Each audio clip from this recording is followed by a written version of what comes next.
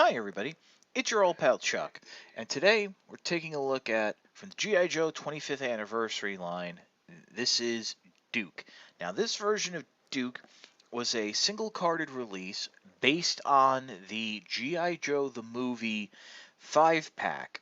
The difference being, instead of a screaming head, it's a closed mouth head. Also, the colors are a lighter cream color for the shirt and a darker green for the pants. We'll get a close-up look later. The reason I'm taking a look at this figure is apparently that final 5 set that was in the build your own mask device set was very hard to find. I was very lucky to find one at retail and complete my mask device. Now, it's called the G.I. Joe movie set, but it did not include the G.I. Joe movie. It included a DVD of the best of the 80s episodes due to licensing issues. Well, those figures will actually be released this fall, or late summer, early fall, probably closer to the winter, as part of two sets of 3-packs from the continuation of the G.I. Joe 50th anniversary line. I'm not 100% sure if it'll still be under the 50th anniversary banner, but it'll still be that like 3-pack styling.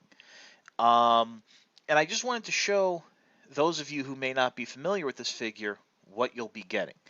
Um, Now, what's nice about this figure, pretty much why it's my favorite version of Duke, is the base. And as you can see, the base is your standard G.I. Joe base with Duke's name on it, but it does have a hole here to be able to hold this American flag. And this is actually one of the few toys I have that I leave on display just so I can have an American flag um, in my room. And for those of you who may not be familiar with the G.I. Joe the movie, the opening sequence, Duke grabbing the American flag, is like a very iconic scene and really tugs at your heart, patriotic heartstrings. But let's pause and take a closer look at the accessories. Starting us off is this helmet, which basically, oops, I dropped, has been a part of the 25th anniversary Duke figure, at least this version, since the original 5-pack release. Um, it fits on its head. It's a helmet. Next is his handgun, which fits into the holster, which we'll get to when we look at the figure.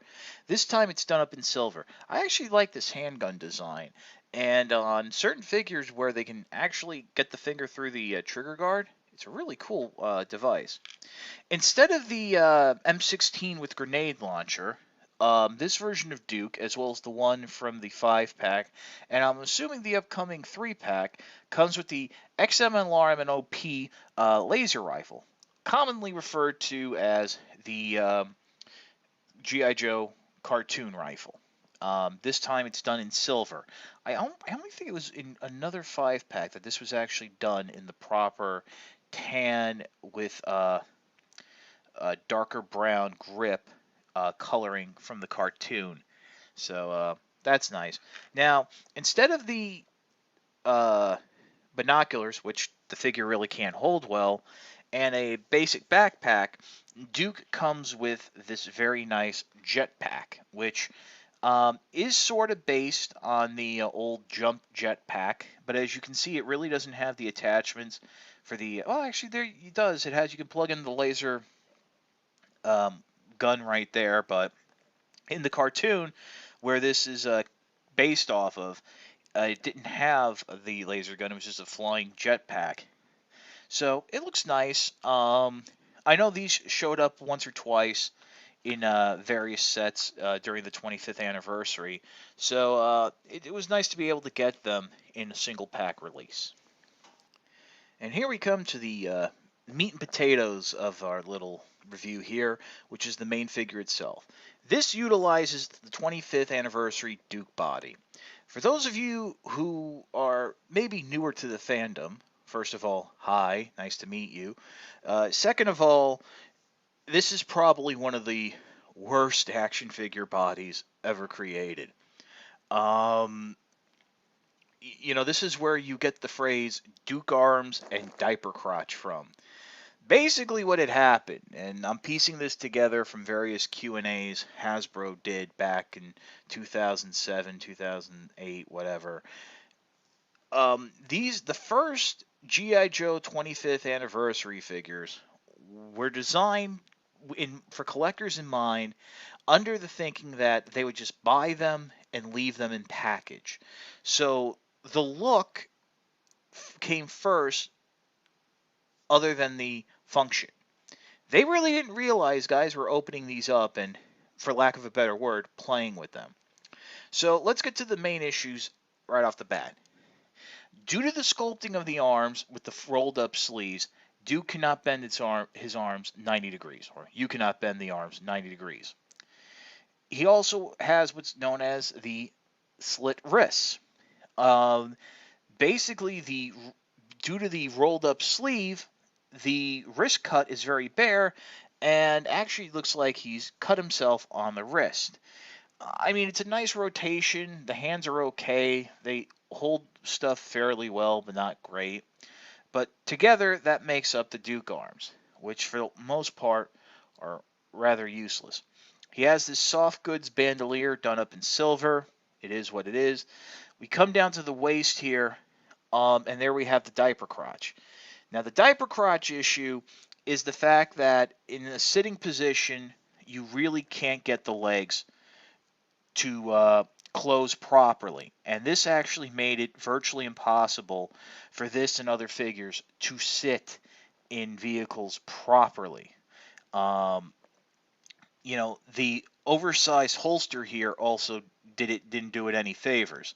So, you know, even vintage vehicles aside, which is a whole separate thing, when they started reissuing some of the older vehicles, it was still an issue. And unfortunately, these parts still kept coming up as the line went on, even after Hasbro said they would stop using them. That was really my first lesson into the fact that of tooling, and the fact that once something's been molded, it has to be used. You do have the double jointed knees, just like so, as well as, you know, at the time, new to me, ankle pivot and rotation. As well, you also have the ab crunch up here. I had always believed that these 25th anniversary figures, and of course now the what would be the more articulated neo-modern, neo-classic era versions of figures, borrow heavily from Takara's Microman line, because the Micromen were the first ones I remember seeing with that type of ab crunch in a 3 3/4 inch scale, and they were really the first 3 3/4 inch figures I remember, even going back to the 1980s, to have a large amount of articulation. And you know, Microman, GI Joe, it's all related.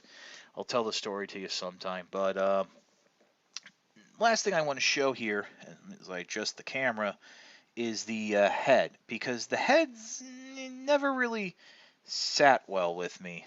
Let me just bring it up here. As you can see, as I do some more adjusting, it's not exactly the cartoon, and it's not exactly the original figure. It's some warm spot in between.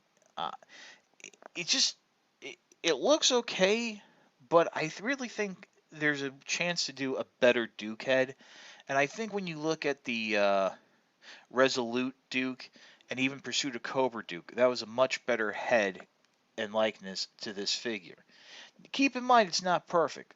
We've never gotten that purely accurate anime look that was also shared in the comic books. But it is what it is. While the new version of Duke is coming using this mold, I can't recommend you run out and get this figure. I really just wanted to show you what you would be getting. This isn't a Duke that you're going to play with. This is a Duke to display and pose.